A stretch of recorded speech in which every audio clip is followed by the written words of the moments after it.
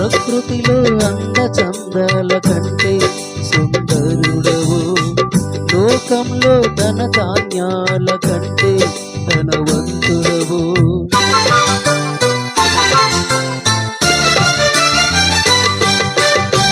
ప్రకృతిలో అందచందాల కంటే సుందరుడవు, లోకంలో ధన ధాన్యాల కంటే ధనవంతుడవు.